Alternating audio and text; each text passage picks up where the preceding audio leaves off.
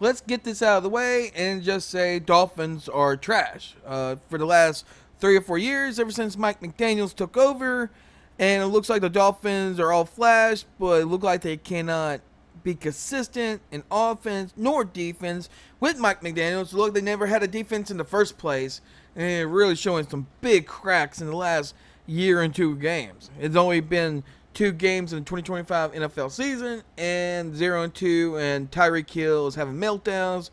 We'll see if Tua can answer the questions. Is he going to be okay as a quarterback and still be productive and actually stay healthy? And also the big ego of Tyreek Hill, and it actually compromises his team every time he turns around not getting the ball, a big deep ball, and also not winning or competing well. And it's only been 2 games, and you only have a meltdown and a half.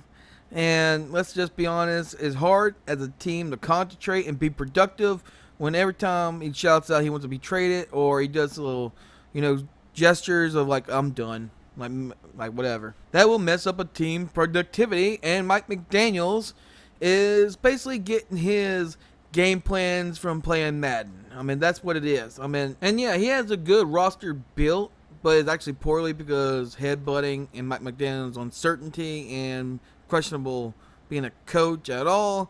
And he had good offensive with Tyreek Hill, Jalen Waddle, and Tua Tagovailoa if he stays healthy.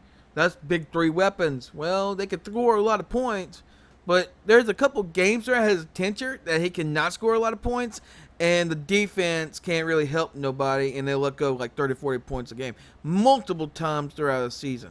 Like half of their games, they allow more than 20 points, and it'll be in the 30s and sometimes the 40s in rare cases. With a good offense, you got to have a good defense. And if your offense can't keep up, you got to have your defense to rely on if you're having trouble with your offense. And the Dolphins probably have one of the most worst, if not the worst, secondaries in the NFL. And it just proves it. They have one of the worst defenses in the NFL because they allow back-to-back games over 30 points. And also, they had to play catch-up late in the going to even have an opportunity versus the Patriots in week 2. And it looked like this mad scientist roster structure. Mike McDaniels thought he can have good offense and bad defense and probably try to outscore people.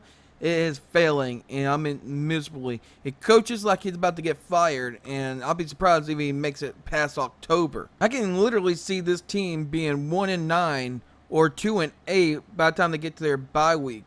And by that time, I don't think he would have even make it past the bye week. With his lack of coaching, once again, the player discipline is off the wall, and how he managing the roster, not only creating the roster, but also managing it, instead of having egos put this aside and injuries like Tua Tagovailoa, is actually really bad. I mean, the culture of the locker room of the Miami Dolphins are atrocious, and they will never win unless they get it straightened out. And kind of too late for Mike McDaniels because he already on fire, and being 0-3 or 1-9 or 2-8 will surely get him fired. With a record he has in the last 3 years of coaching, 9-8, 11-6, and 8-9, and 2 playoff visits, and getting blown out and losing in the wild card to the Bills in 2022 and 2023. And 2022,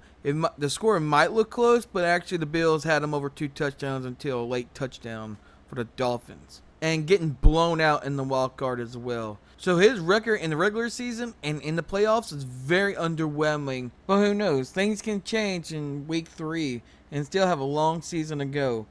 But what will actually happen to Mike McDaniels? Will he survive the 2025 season, or is he going to get let go in the middle of the season?